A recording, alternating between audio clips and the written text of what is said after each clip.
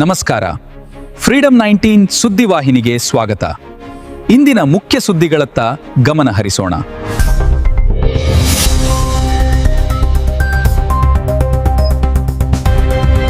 ನಮಸ್ಕಾರ, ನೀವು ನೋಡ್ತಾ ಇದ್ದೀರಾ ಫ್ರೀಡಂ 19 ನ್ಯೂಸ್ ಚಾನೆಲ್. ನಿಖರ ಮತ್ತು ಪರಿಶೀಲಿತ ನಿರಂತರ ಸುದ್ದಿಗಳನ್ನ ಜವಾಬ್ದಾರಿಯುತವಾಗಿ ತಲುಪಿಸುವಂತ ವಿಶ್ವಾಸಾರ್ಹ ಸುದ್ದಿ ವೇದಿಕೆ ಫ್ರೀಡಂ 19 ನ್ಯೂಸ್ ಚಾನೆಲ್ಗೆ ತಮಗೆಲ್ಲರಿಗೂ ಆತ್ಮೀಯವಾದಂತಹ ಸ್ವಾಗತ. ಬನ್ನಿ ಇವತ್ತಿನ ಸುದ್ದಿಗಳನ್ನ ನೋಡೋಣ.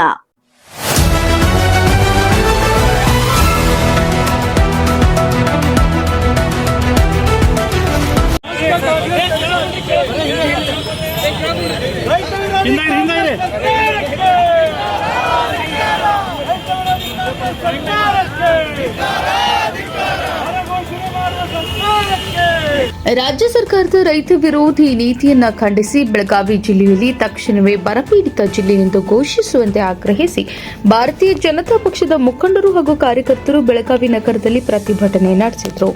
ಸರ್ಕಾರದ ವಿರುದ್ಧ ಘೋಷಣೆಗಳನ್ನು ಕೂಗಿ ಆಕ್ರೋಶ ವ್ಯಕ್ತಪಡಿಸಿದ ಪ್ರತಿಭಟನಾಕಾರರು ಜಿಲ್ಲಾಡಳಿತದ ಮೂಲಕ ರಾಜ್ಯ ಸರ್ಕಾರಕ್ಕೆ ಮನವಿ ಸಲ್ಲಿಸಿದರು. ಮಳೆಯ ಕೊರತೆಯಿಂದ ರೈತರು ತೀವ್ರ ಸಂಕಷ್ಟ ಎದುರಿಸುತ್ತಿದ್ದರೂ ರಾಜ್ಯ ಸರ್ಕಾರ ರೈತರ ಸಮಸ್ಯೆಗಳಿಗೆ ಸ್ಪಂದಿಸುತ್ತಿಲ್ಲ ಎಂದು ಆರೋಪಿಸಿ ಬೆಳಗಾವಿ ನಗರದಲ್ಲಿ ಬಿಜೆಪಿ ವತಿಯಿಂದ ಪ್ರತಿಭಟನೆ ನಡೆಸಲಾಯಿತು.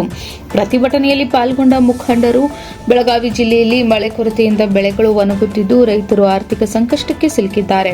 ಆದ್ದರಿಂದ ಜಿಲ್ಲೆಯನ್ನು ತಕ್ಷಣವೇ ಬರಪೀಡಿತ ಜಿಲ್ಲೆಯೆಂದು ಘೋಷಿಸಿ ವಿಶೇಷ ಪರಿಹಾರ ಪ್ಯಾಕೇಜ್ ನೀಡಬೇಕೆಂದು ಆಗ್ರಹಿಸಿದರು. ರಾಜ್ಯ ಸರ್ಕಾರ ರೈತರ ಸಮಸ್ಯೆಗಳನ್ನು ನಿರ್ಲಕ್ಷಿಸಿದರೆ ಮುಂದಿನ ದಿನಗಳಲ್ಲಿ ರಾಜ್ಯಾದ್ಯಂತ ಹೋರಾಟವನ್ನು ಮತ್ತಷ್ಟು ತೀವ್ರಗೊಳಿಸಲಾಗುವುದು ಎಂದು ಬಿಜೆಪಿ ಮುಖಂಡರು ಎಚ್ಚರಿಕೆ ನೀಡಿದರು. ಗೌಸಾನದಿ ಫ್ರೀಡಂ 19 ನ್ಯೂಸ್ ಬೆಳಗಾವಿ.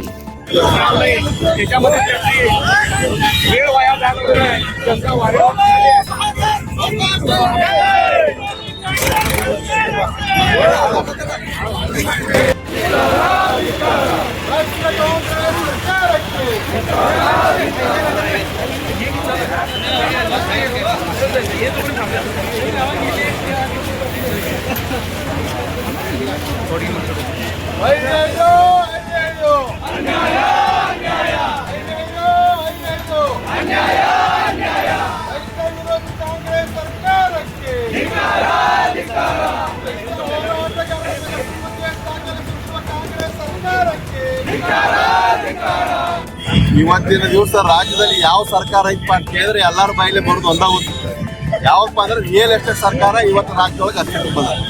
ಇವತ್ತು ಇಡೀ ರಾಜ್ಯಾದ್ಯಂತ ಬರ ಬಿದ್ರು ಕೂಡ ನಮ್ಮ ಆಗ್ರಹ ಏನದ, ಬೆಳಗಾವಿ ಜಿಲ್ಲೆಯನ್ನ ಬರಪೀಡಿತ ಜಿಲ್ಲೆಯನ್ನಾಗಿ ಘೋಷಣೆ ಮಾಡಬೇಕು. ತಕ್ಷಣ ಏನ್ ಬೆಳೆಗಳ ಹಾನಿ, ಎಲ್ಲಾ ಬೆಳೆಗಳ ಹಾನಿ ಆಗಿದಾವ, ತಕ್ಷಣ ರೈತರ ನೆರವಿಗೆ ಧಾವಿಸಬೇಕು ಮತ್ತು ರೈತರಿಗೆ ಪರಿಹಾರ ಧನವನ್ನ ವಿತರಿಸಬೇಕಂತ ಹೇಳಿ ಇವತ್ತು ಸರ್ಕಾರಕ್ಕೆ ಆಗ್ರಹವನ್ನ ಮಾಡ್ತಾ ಇದ್ದೇವೆ. ಮತ್ತು ಏನು ಯಡಿಯೂರಪ್ಪ ನಮ್ಮ ಸರ್ಕಾರ ಇದ್ದಾಗ ಉಚಿತವಾಗಿ ಒಂದು 23,000 ರೂಪಾಯಿ ಕೃಷಿ ಕಂಬ ಹಾಕಿ ವಿದ್ಯುತ್ ಸಂಪರ್ಕ ರೈತರಿಗೆ ಕೊಟ್ಟಿದ್ದು, ಇವತ್ತು ರೈತರಿಗೆ ವಿದ್ಯುತ್ ಸಂಪರ್ಕ ಕೊಡ್ಬೇಕಾದ್ರೆ 3 ಲಕ್ಷ ರೂಪಾಯಿ ಖರ್ಚು ಬರ್ತಾ ಇದೆ. ಅದ್ ತಕ್ಷಣ ಅದ್ರ ರೇಟನ್ನ ಕಡಿಮೆ ಮಾಡಬೇಕು.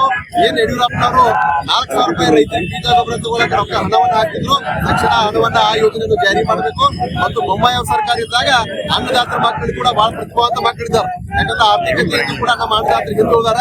ಅನ್ನದಾತರ ಮಕ್ಕಳಿಗೂ ಕೂಡ ಸ್ಕಾಲರ್ಶಿಪ್ ಯೋಜನೆಯನ್ನ ಜಾರಿಗೆ ತಂದು ನಮ್ಮ ಅನ್ನದಾತರ ಮಕ್ಕಳಿಗೂ ಕೂಡ ಸರ್ಕಾರ ಸ್ಪಂದಿಸಬೇಕಂತ ಹೇಳಿ ನಮ್ಮ ಆಗ್ರಹ ಅದ. ಏನ್ 2 ರೂಪಾಯಿ ಪ್ರೋತ್ಸಾಹನ ಕೊಡ್ತು ಅಂತ ಸಿದ್ದರಾಮಯ್ಯ ಅವ್ರು ಹೇಳಿದ್ರು. AMF ಅಂದ್ರೆ ಹಾಲು ಉತ್ಪಾದಕರಿಗೆ ಅದು 2 ರೂಪಾಯಿ ಇನ್ನೂ ಕೊಟ್ಟಿಲ್ಲ. ಆ ಹಣವನ್ನು ಕೂಡ ತಕ್ಷಣ ಕೊಡಬೇಕು, ರೈತರಿಗೆ ನೆರವಿಗೆ ಧಾವಿಸಬೇಕು. ಮತ್ತು ಬರಗಾಲ ಅಂತ ಇದ್ದಾಗ ಪರಿಸ್ಥಿತಿ ಒಳಗ ಈ ಸರ್ಕಾರ ರೈತರಿಗೆ ಸ್ಪಂದಿಸಬೇಕು. ಮತ್ತು ಗ್ರಾಮೀಣ ಪ್ರದೇಶದಲ್ಲಿ ಲೋಡ್ ಶೆಡ್ಡಿಂಗ್ ಮಾಡತ್ತಾರ ನಮ್ಮ ರೈತರಿಗೆ. ಆ ಲೋಡ್ ಶೆಡ್ಡಿಂಗ್ ಅನ್ನ ತಕ್ಷಣ ವಾಪಸ್ ಪಡಿಬೇಕು. ನಿಯಮಿತವಾಗಿ ನಮ್ಮ ರೈತರಿಗೆ ವಿದ್ಯುತ್ ಅನ್ನ ಕೊಡ್ಬೇಕಂತ ಹೇಳಿ ಸರ್ಕಾರಕ್ಕೆ ನಾವು ಆಗ್ರಹವನ್ನ ಮಾಡ್ತಾ ಇದ್ದೀವಿ. ಏನು ರೈತರ ಮೇಲೆ ರೈತ ಹೋರಾಟಗಾರರ ಮೇಲೆ ಏನು ಸುಳ್ಳು ಕೇಸನ್ನು ದಾಖಲೆ ಮಾಡ್ತಾ ಇದ್ದಾರೆ, ಆ ತಕ್ಷಣ ಕೇಸ್ಗಳನ್ನ ಈ ಸರ್ಕಾರ ವಾಪಸ್ ಪಡಿಬೇಕು. ರೈತರ ನೆರವಿಗೆ ಧಾವಿಸಬೇಕಂತ ಸರ್ಕಾರಕ್ಕೆ ಆಗ್ರಹ ಮಾಡ್ತಾ ಇದ್ದೇವೆ. ದಯಮಾಡಿ ಮುಖ್ಯಮಂತ್ರಿ ಈಗಲಾದ್ರೂ ಎಚ್ಚೆತ್ತುಕೊಂಡು ಈ ಬರಪೀಡಿತ ಜಿಲ್ಲೆ ಅಂತ ಘೋಷಣೆ ಮಾಡ್ರಿ, ರೈತರಿಗೆ ಪರಿಹಾರಧನ ಕೊಡ್ರಿ ಅಂತ ನಾವು ಆಗ್ರಹವನ್ನ ಮಾಡ್ತೇವೆ. ಕರ್ನಾಟಕ ಸರ್ಕಾರ ಕೆಲಸ ಮಾಡ್ತಾ ಇದೆ, ಅದಕ್ಕೆ ಅವ್ರಿಗೆ ಎಚ್ಚರಿಕೆ ಕೊಡುವಂತ ಬಿಜೆಪಿ ಸರ್ಕಾರ ಇದ್ದಾಗ 10,000 ಒಂದು 6,000 ಪ್ರಧಾನಮಂತ್ರಿ 4,000 ನಮ್ಮ ಬೊಮ್ಮಾಯಿ ಸರ್ಕಾರ ಯಡಿಯೂರಪ್ಪ ಸರ್ಕಾರ ಇದ್ದಾಗ 10,000 ರೈತರಿಗೆ ಕೂಡಿಸುವಂತ ಕೆಲಸ ಸರ್ಕಾರ ಮಾಡ್ತಾ ಇತ್ತು. ವಿದ್ಯಾನಿಧಿ ಕೊಡ್ತಾ ಇತ್ತು. ರೈತರ ಪರವಾಗಿ ಚಿಂತನೆ ಮಾಡುವಂತ ಕೆಲಸ ಬಿಜೆಪಿ ಸರ್ಕಾರ ಇದ್ದಾಗ ಎಲ್ಲರೂ ಕೂಡ ನೋಡ್ತಾ ಇದ್ದೀವಿ. ಆದ್ರೆ ಇವ್ರ ಈಗ ಮಂತ್ರಿ ಆಗ್ಬೇಕಂತ ದಿಲ್ಲಿ ಪರೇಡ್ ನಡೀತಾ ಇದೆ.